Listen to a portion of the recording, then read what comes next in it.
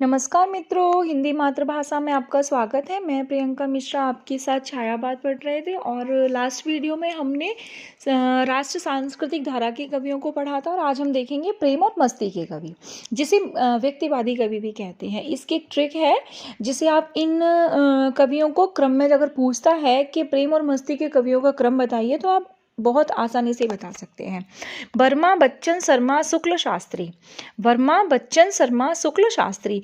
वर्मा में आ जाएंगे भगवती चरण वर्मा, बच्चन में आ जाएंगे हरिवंश राय बच्चन, शर्मा में आ जाएंगे नरेंद्र शर्मा, शुक्ल में आ जाएंगे रामेश्वर शुक्ल अंचल और शास्त्री में आ जाएंगे जानकी वल्लभ शास्त्री। इनकी डेट हो जाएगी भगवती चरण वर्मा 1903 की है, हरिवंश राय बच्चन 1907 के हैं, नरेंद्र शर्मा 1913 के हैं, रामेश्वर शुक्ल अंचल 1915 के हैं, जानकी वल्लभ शास्त्री 1916 के हैं। तो सबसे पहले हम पढ़ते हैं भगवती चरण वर्मा को। भगवती चरण वर्मा का जन्म 1903 में हुआ है और इनकी मृत्यु हुई है 1981 में। इनकी रचना है मधुकर्ण, प्रेम संगीत, मानव, एक दिन। अगर इनकी रचनाओं का क्रम पूछता है, वैसे यूजीसी नेट और जीआरएफ में ये क्वेश्चन बहुत ज़्यादा पूछते हैं क्रम वाले, लेकिन आजकल तो टीजीटी और पीजीटी में भी ऐसे क्वेश्चन बनने लगे हैं। तो इसको सीरीज में अगर पूछता है, क्रम में लगाने के लिए पूछता है, तो एक ट्रिक है जो हमेशा याद रहेगी। भगवती चरण मतलब भगवती बोलते हैं हम माता को, तो भगवती के चरणों में हम क्या चढ़ाते हैं? मधु। मधु मतलब शहर, मधु के कण चढ़ाते हैं। तो भगवती के चरणों में मधुकर्ण चढ़ाते हैं और प्रेम संगीत गाते हैं। मानव कौन चढ़ाते हैं? सब मानव, एक दिन। तो इसकी ट्रिक है कि भगवती के चरणों में, कवि के साथ ट्रिक बनाएंगे तो याद रह जाएगा कि इस कवि की ये ट्रिक है। तो भगवती के चरणों में मधुकर्ण चढ़ाते हैं, प्रेम संगीत गाते हैं, मानव, एक दिन। मधुकर्ण है 1932, प्रेम संगीत है 1937, मानव है 1940 और एक दिन है, एक दिन की कोई डेट है नहीं। अब अगले कवि आते हैं हरिवंश राय बच्चन। बहुत ही इंपॉर्टेंट है हरिवंश राय बच्चन। इनको हालाबाद का प्रवर्तक भी कहा जाता है। तो इनकी पहली रचना है तेरा हार 1932 की, जो पांडे में तो नहीं दी है लेकिन मैंने इसको पढ़ा है। तो सबसे पहले हरिवंश राय बच्चन का जन्म हम देख लेते हैं। 1907 में इनका जन्म हुआ है और 2013 में इनकी मृत्यु हुई है। अब इनकी रचनाओं का क्रम देखते हैं। तेरा हार 1932, पहले मैं ट्रिक से बता देती हूँ, उसके बाद आप डेट देख लेना। वैसे क्रम में ही आता है तो फिर भी डेट देख लेंगे। इसकी क्रम है कि तेरा हार, पहले सारी रचनाएं बोल देती हूँ मैं। तेरा हार, मधुशाला, मधुबाला, मधुकलश, निशा निमंत्रण, एकांत संगीत, आकुर अंतर, सतरंगिनी, बंगाल का अकाल, हलाहल, खादी के फूल और मिलन यामिनी। तो हम बच्चे से कहते हैं, मतलब बच्चन है तो बच्चा लगा लेते हैं इसको, है ना। हरिवंश राय बच्चन को बच्चा कह देते हैं। तो हम बच्चों से कहते हैं कि बच्चों को क्या करना चाहिए? बच्चों से हम कहेंगे कि तेरा हार होगा यदि मधुशाला जाएगा, मधुबाला के चक्कर में पड़ेगा, मधु कलश उठाएगा, निशा निमंत्रण देगी और एकांत संगीत के लिए तुम्हारा आकुल अंतर भी होगा, सतरंगिनी के लिए, और बंगाल का अकाल आ जाएगा, वहाँ पे हलाहल होगा, खादी के फूल चढ़ेंगे और मिलन यामिनी हो जाएगा। तो तेरा हार होगा 32 में, मधुशाला जाएगा 35 में, 1935, मधुबाला के चक्कर में पड़ेगा 1936 में, मधु कलश उठाएगा 1937 में, निशा निमंत्रण देगी 38 में मतलब 1938 में, और एकांत संगीत होगा 39 में।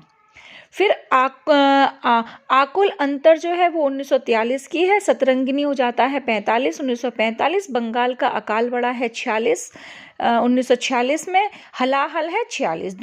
दो सेम डेट की हैं, बंगाल का अकाल और हलाहल। खादी के फूल आते हैं 48 रुपए के और मिलन हो जाता है 50 में, 1950 में मिलन हो जाता है, तो 1950। अब आते हैं नरेंद्र शर्मा, ये भी बहुत इंपॉर्टेंट है। नरेंद्र शर्मा का जन्म हुआ है 1913 में और इनकी मृत्यु हुई है 1991 में, 91।